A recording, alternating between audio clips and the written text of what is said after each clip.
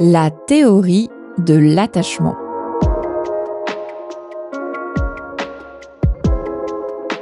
Salut tout le monde et surtout, bonne année! Je vous souhaite que 2025 soit rempli de joie, d'amour, de paix et de réussite. Bref, j'espère que vous allez démarrer une très bonne année, que vous allez pouvoir continuer à apprendre le français avec nous et à apprendre aussi beaucoup d'autres choses sur la société, sur le monde, sur la France. Voilà, nous, chez Inner French, on vous prépare de nouvelles choses pour la rentrée. Je pense qu'Hugo vous en a parlé dans l'épisode précédent, que je n'ai pas encore pu écouter au moment où j'enregistre le mien. Mais en tout cas, j'espère qu'on va passer de bons moments ensemble. N'hésitez pas, comme d'habitude, à nous envoyer des emails, à nous écrire en commentaire pour nous dire ce que vous souhaitez pour la prochaine année, si vous avez des remarques à nous faire sur les sujets qu'on pourrait traiter dans le podcast. Et voilà, nous, on est toujours ouverts parce que on travaille ensemble et donc pour cette rentrée, on ne déroge pas à la règle, on veut aussi avoir vos opinions. En tout cas, pour ma part, je suis très contente de savoir que bientôt, vous allez pouvoir, d'ailleurs peut-être au moment où vous écoutez le podcast, c'est déjà fait, mais vous allez pouvoir accéder à de nouvelles vidéos dans le cours Les visages de Paris. C'est des vidéos que j'ai eu beaucoup de plaisir à réaliser avec Hugo. Et voilà, j'ai hâte que vous puissiez les voir, nous faire des commentaires et qu'on puisse avancer ensemble sur ce cours. Alors, comme c'est une nouvelle page qui se tourne, un nouveau moment de vie, moi j'aime bien dans ces moments me poser et réfléchir à comment on peut améliorer notre vie. Et alors, pendant un moment dans ma vie, je dois dire, comme beaucoup de personnes, je m'intéressais beaucoup au développement personnel et à beaucoup de petites techniques qui permettent d'être plus productif ou qui permettent voilà, d'accomplir beaucoup de choses. Et c'est vrai que c'est important. Mais en cette rentrée, j'avais envie de vous partager quelque chose que j'ai appris en 2024 et qui est plutôt de l'ordre du psychologique et du travail sur soi, mais à un niveau beaucoup plus profond. Il s'agit pas de parler de comment être plus productif, comment mieux se réveiller le matin, comment mieux apprendre, etc. Mais je voulais vous parler d'une théorie psychologique qui est assez importante dans le monde de la psychologie au niveau international et qui, je trouve, est une bonne manière d'appréhender la santé mentale et donc qui peut intéresser tout le monde, toutes les personnes qui sont intéressées par le fait d'aller mieux en général et surtout de soigner ses relations. Donc voilà, aujourd'hui, le sujet que j'ai choisi, c'est la théorie de l'attachement parce que j'en ai beaucoup entendu parler en 2024. Si vous êtes un peu sur les réseaux, peut-être que vous aussi, vous avez remarqué que sur YouTube, TikTok, Instagram, bref, moi je suis un peu accro à tous les réseaux. Cette théorie a beaucoup ressurgi ces dernières années et donc en 2024, que je le veuille ou non, j'ai beaucoup appris sur cette théorie à travers des tonnes de vidéos. Mais beaucoup de ces vidéos étaient en anglais.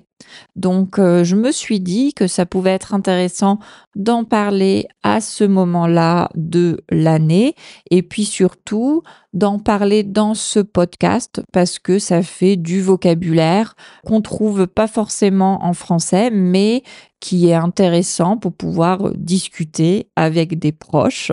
Par exemple, je sais que beaucoup d'entre vous ont de la famille française. Donc voilà, pouvoir transposer certains concepts qu'on entend beaucoup en anglais en français, ça peut être intéressant. Alors, c'est parti, on y va. Je vais commencer tout simplement par décrire un peu de quoi il s'agit.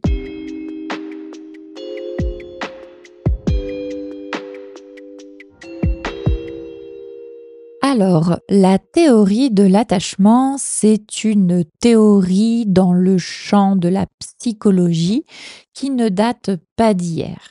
Les premiers travaux qui mentionnent cet attachement datent des années 1950 et parmi les personnes qui ont travaillé sur le concept, on peut citer par exemple le Britannique John Bowlby. Je ne sais pas si je le dis très bien. Et une Américaine aussi qui travaillait avec lui, qui s'appelait Mary Ainsworth.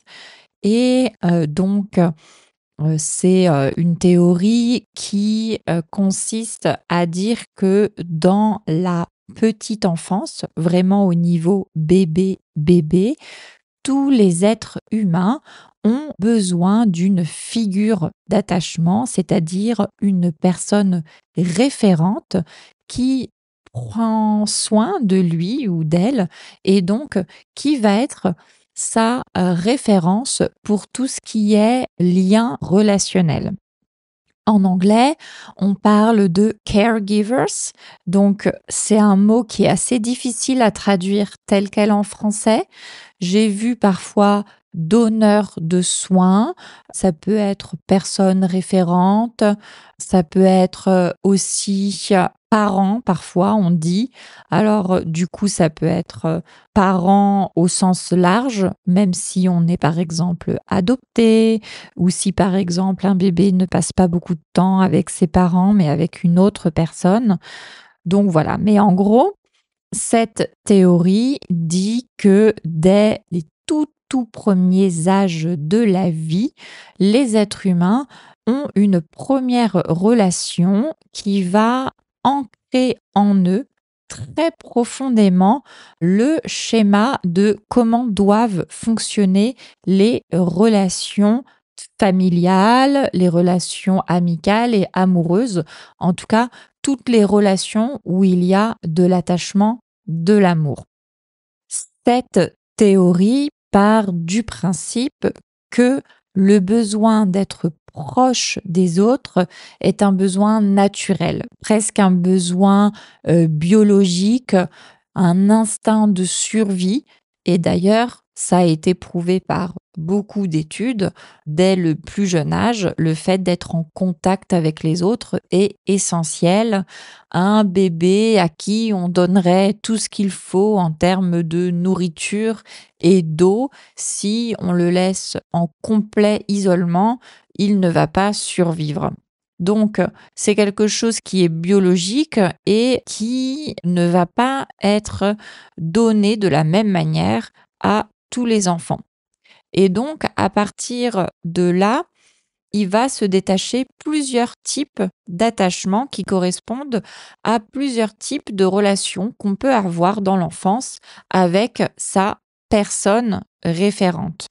Donc, par exemple, quand la personne référente est toujours présente, répond aux besoins, ne laisse pas de doute sur son attachement, etc., etc., la personne qui va grandir aura ce qu'on appelle un attachement sécurisant.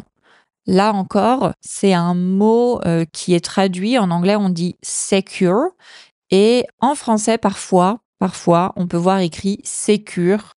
mais on peut aussi dire sécurisant.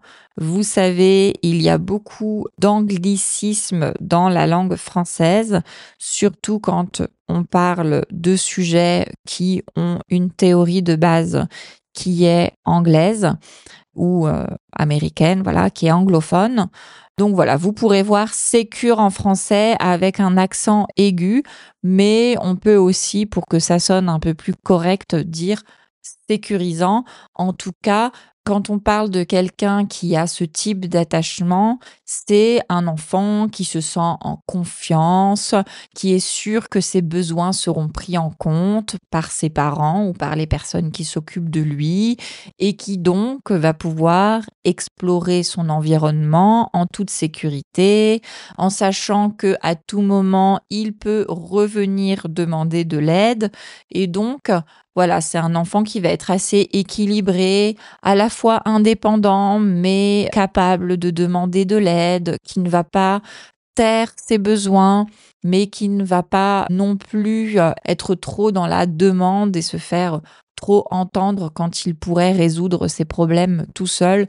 Donc voilà, on a quelque chose qui est assez équilibré. Mais alors, pour réussir à avoir cet attachement sécurisant, il faut qu'il y ait beaucoup de critères qui soient remplis dans la petite enfance et c'est compliqué parce que souvent, il y a des adultes, qui eux-mêmes ne savent pas comment faire et je pense que c'est pour ça que cette théorie est assez à la mode en ce moment, puisque, comme vous le savez, il y a toute une génération de mon âge à peu près, de nouveaux parents qui sont beaucoup sur les réseaux sociaux et qui essayent de trouver des ressources pour savoir comment agir avec leurs enfants.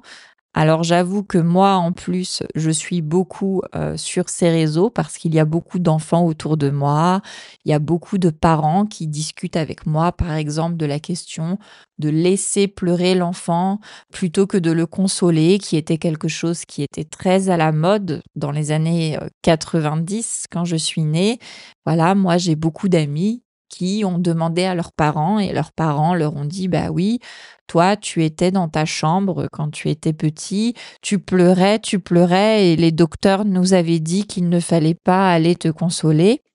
Ben maintenant, il y a des remises en question de ça.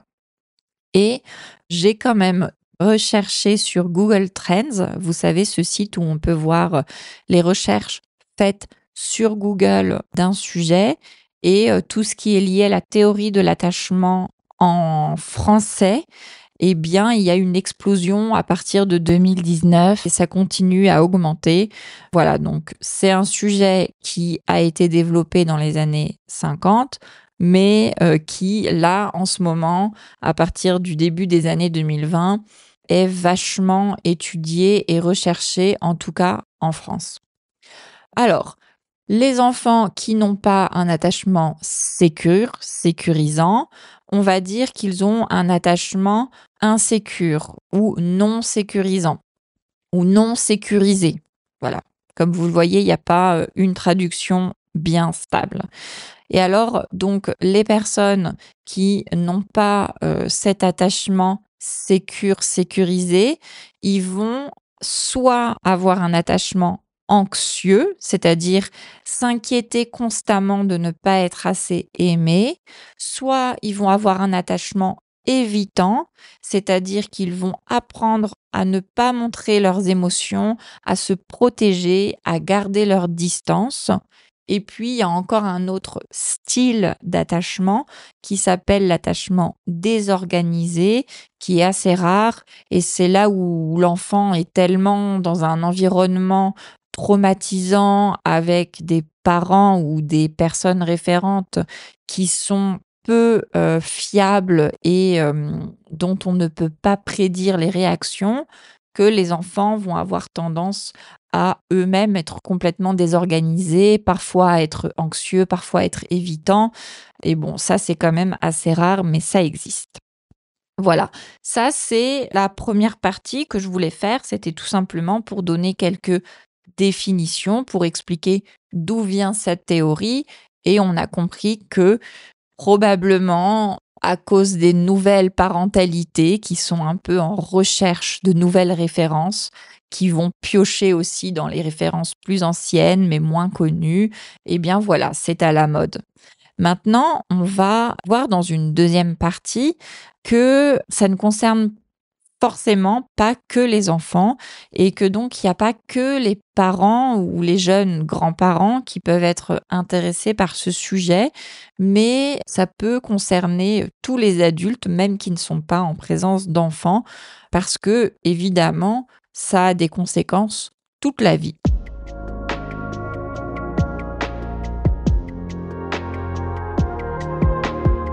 La théorie de l'attachement, elle, a plusieurs volets.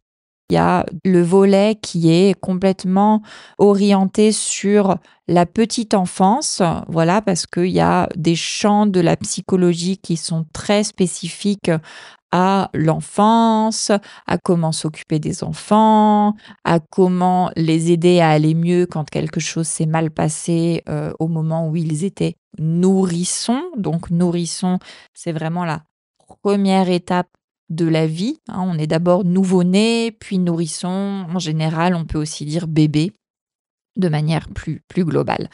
Mais donc, cette théorie, elle va un peu plus loin puisque il y a aussi le volet adulte, les 4 styles d'attachement que je vous ai décrits, donc sécure, anxieux, évitant, désorganisé.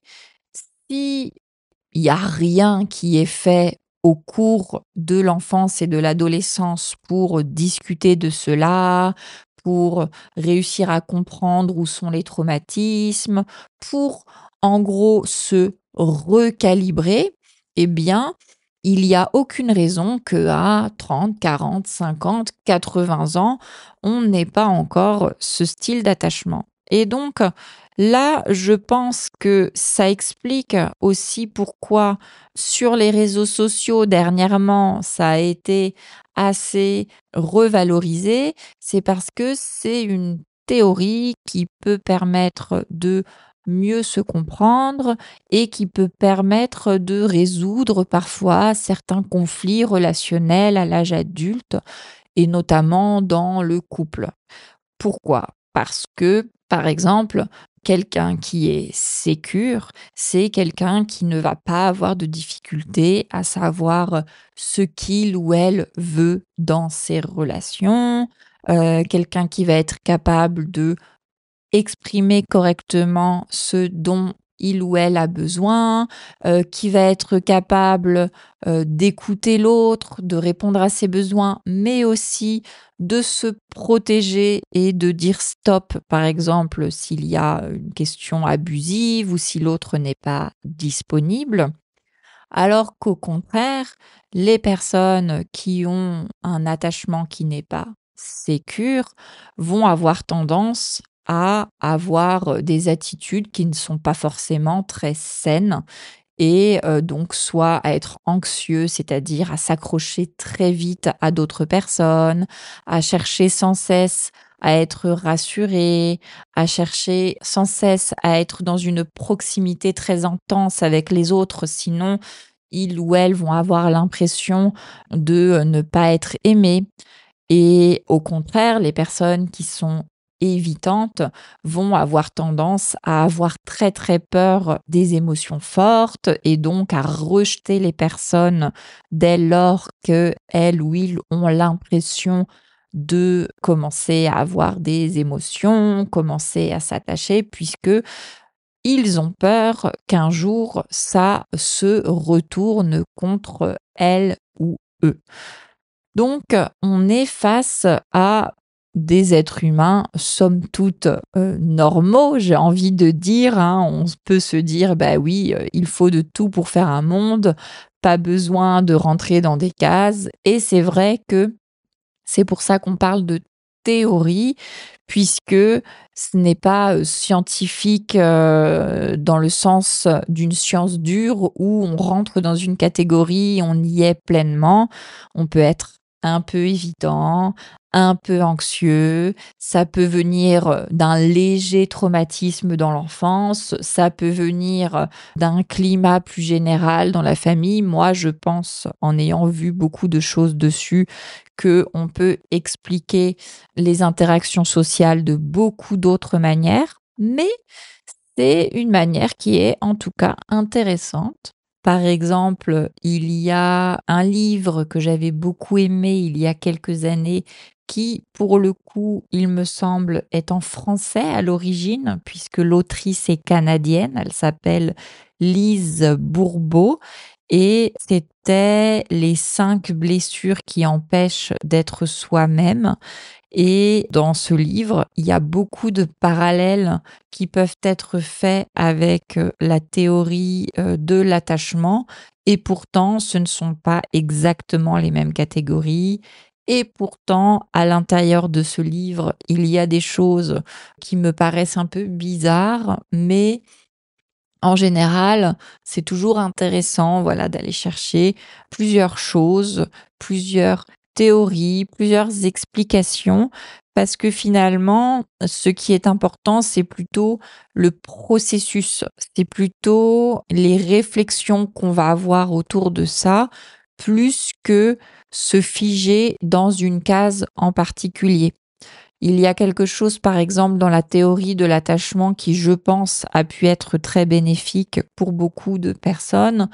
C'est cette idée que souvent, les personnes évitantes et les personnes anxieuses vont avoir tendance à se retrouver parce que elles vont à la fois se compléter, mais en même temps en reproduisant sans cesse l'une avec l'autre leurs traumatismes pour pouvoir les guérir. Et c'est vrai que pour ces personnes-là qui probablement sont à la fois très attirées les unes par les autres, mais aussi qui ne se comprennent vraiment pas sur beaucoup de points, eh bien, ce genre d'explication schématique, ça peut être bénéfique, voilà, pour mieux se comprendre, pour mieux expliquer ses comportements, à condition évidemment de ne pas se servir de ça comme une excuse en se disant que,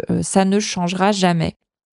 Et moi, j'ai un exemple autour de moi, un couple d'amis qui sont vraiment géniaux et qui se sont penchés sur ces théories quand ils ont eu un enfant et ça leur a permis de communiquer tous les 2 d'une manière, vraiment très belle, de pouvoir se replonger dans leur enfance et se les raconter, se rendre compte qu'ils n'avaient pas du tout les mêmes peurs, qu'ils n'avaient pas du tout les mêmes façons d'être rassurés et donc c'est là où je pense que c'est quelque chose, en général, que ce soit la théorie de l'attachement, que ce soit des livres comme «Les 5 blessures» de Lise Bourbeau.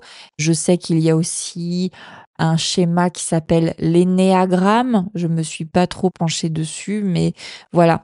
C'est des choses qui permettent de pouvoir parler de soi et peut-être réparer certaines choses. Et ça, ce sera notre dernière partie, c'est parler de «et après». Une fois que on a compris tout ça, qu'est-ce qu'on fait?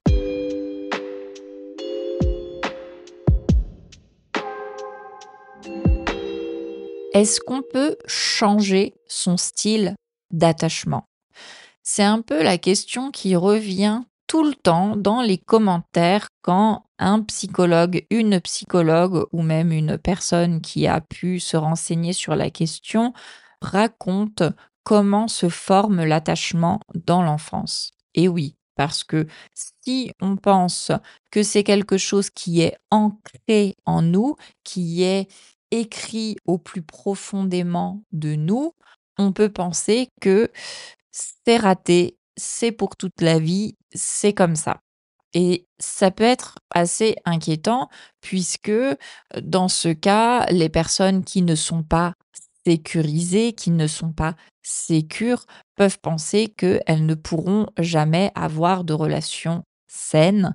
Et au contraire, les personnes qui peuvent être sécures dès maintenant peuvent se dire qu'elles ne vont pas perdre de temps avec des personnes qui seraient anxieuses ou évitantes ou désorganisées. J'ai pas beaucoup parlé de profil désorganisé parce que c'est un peu plus complexe, mais voilà, on peut penser ça.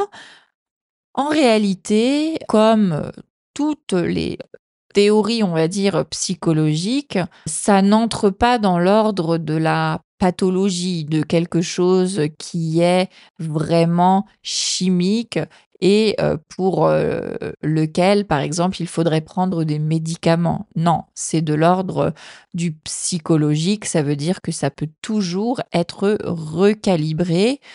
On recalibre ce genre de choses en prenant conscience, en discutant beaucoup. Et donc, par exemple, la thérapie par la parole peut énormément aider. J'ai vu des témoignages de personnes qui expliquaient qu'elles avaient, par exemple, un attachement anxieux, qu'elles avaient beaucoup de mal à avoir des relations saines, qu'elles avaient tendance à toujours croire que l'autre personne ne l'aimait pas, à toujours croire qu'elles allaient être abandonnées, etc. Et en travaillant en thérapie individuelle et aussi en communiquant à deux, en communiquant avec éventuellement les personnes qui avaient été leurs personnes d'attachement quand elles étaient petites, eh bien tout ça peut se travailler. Alors, j'aimerais vous conseiller un livre, mais je dois vous faire une confession, c'est que, je n'ai pas lu ce livre moi-même. Ça fait partie, de ma liste de livres que j'aimerais lire en 2025. J'en ai beaucoup. D'ailleurs, si jamais vous voulez, plus d'épisodes avec des recommandations de livres, j'ai aussi dans ma liste des romans, des livres politiques, etc. Mais donc, pour revenir sur cette recommandation du jour, il y a un livre qui est beaucoup, beaucoup cité quand on recherche des infos sur ce sujet, celui de Amir Levin, si on le prononce en français, et Rachel Heller.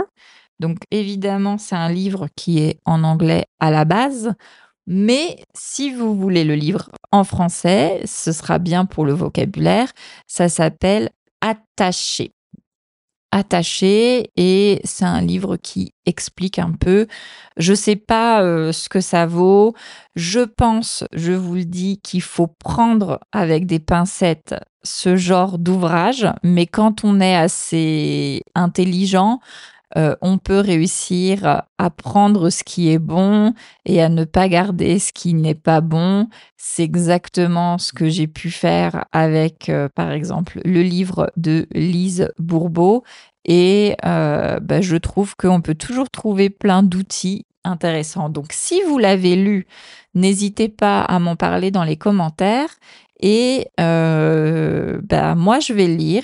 Et puis, on va pouvoir comparer, peut-être qu'on en reparlera dans quelques temps sur ce podcast. En tout cas, c'est une théorie qui m'avait l'air plutôt intéressante, qui permet de s'intéresser à sa psychologie profonde, qui permet de se pencher sur nos relations interpersonnelles. Et je pense qu'il n'y a jamais de mal, surtout quand on commence une nouvelle année, à se pencher sur ces sujets et à essayer d'aller toujours mieux et de mieux communiquer avec les autres. Je vous laisse sur cette réflexion. J'espère que cet épisode vous a plu. Je vous souhaite encore une fois une très belle année et je vous dis à très très bientôt. Bye bye.